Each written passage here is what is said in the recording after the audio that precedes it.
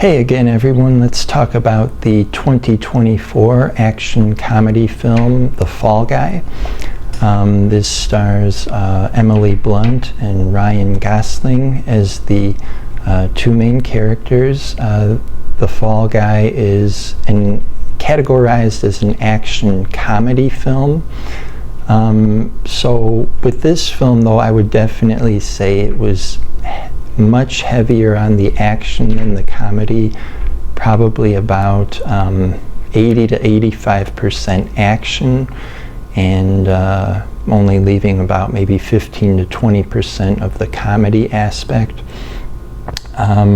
So the basic premise is Ryan Gosling's character is a stuntman, a Hollywood stuntman, and towards the beginning of the film he's kind of down and out a little bit, and he had been in a relationship with Emily Blunt's character, and some things happen, and basically the movie shifts to Australia because Blunt's character is filming her first feature film, this big sci-fi epic.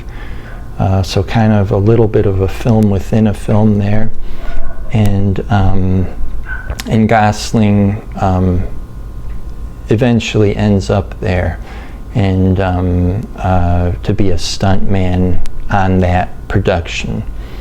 So in the past year, 2023, both Gosling and Blunt had wildly successful films that were released. Obviously, Gosling was huge with Barbie, and Oppenheimer for Blunt. So two wildly successful, albeit very different movies.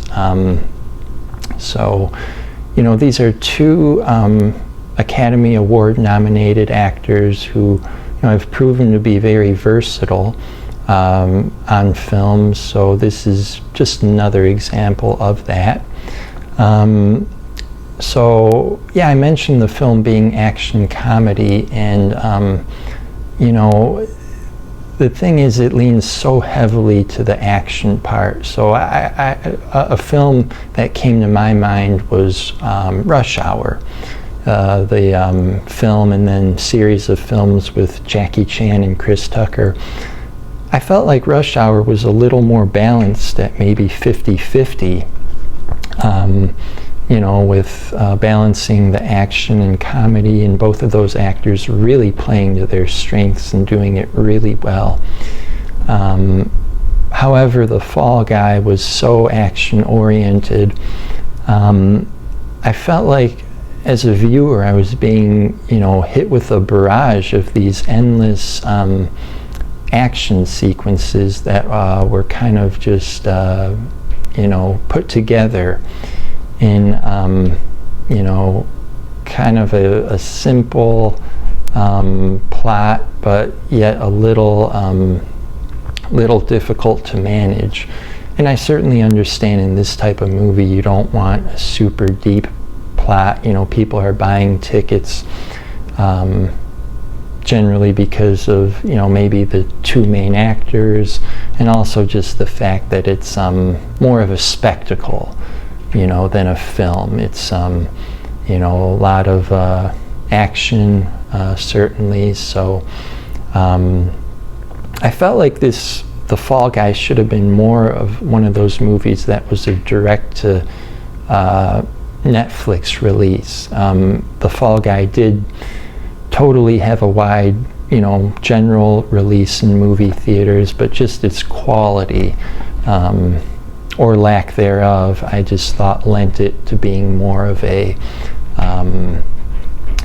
straight to Netflix release. However, it didn't have anything to do to Netflix. I should probably said straight to streaming release, but that was just my thought on that. So not to give away too much of the plot, but it really centers on once the movie moves, to Australia, Gosling's character, he tries to, like, the big conflict is he's getting framed. People are trying to frame him for like a murder and then stage his suicide as well, so kind of like a murder-suicide he's being framed for, and he's trying to get out of that and everything. So I felt like the movie really left a lot to be desired. It was way too long. I think the total length, including the credits, was a little bit over 2 hours. So I think, once the credits began, I think it was at like an hour 58 minutes roughly, give or take a couple minutes. So I felt like the movie could have been starting to be wrapped up at about 88 minutes, if it was really cut down and edited properly, because it just felt way, way too long and was going on forever. And I just, other than the two main characters, there wasn't really much there. So a lot of stock characters, and stock characters are minor characters whose actions are completely predictable or typical of their job or profession.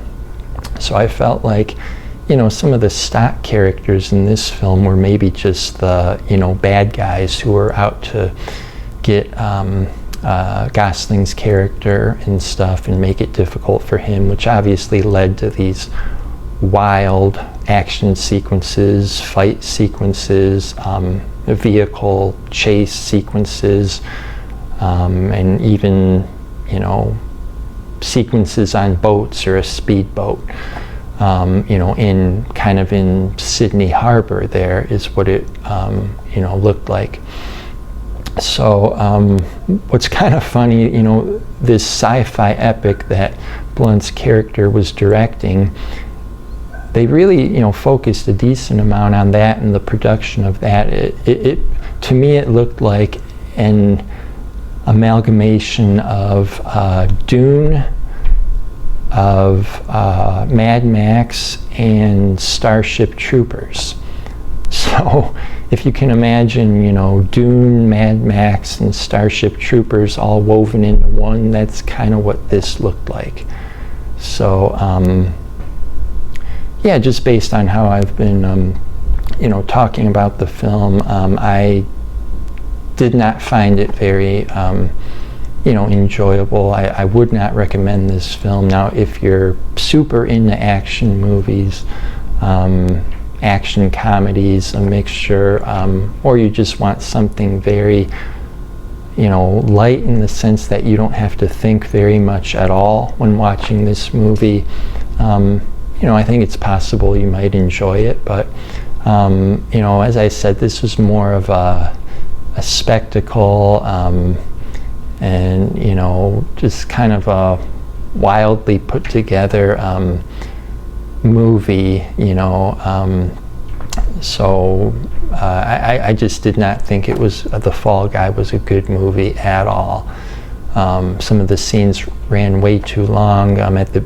Towards the beginning, when Blunt and Gosling's characters both meet each other kind of on the movie set, they have this exchange where, amongst other people on the crew, it looks, they're explaining stuff about the movie when really what they're explaining is kind of a metaphor of their past relationship, I suppose. So for The Fall Guy, watch it again, or once is enough.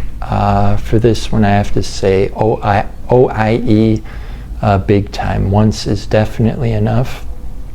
For The Fall Guy, I have no interest in seeing another minute of this movie, much less the roughly 2 hours that it is. So once is definitely enough for The Fall Guy. Thank you for watching. Take care.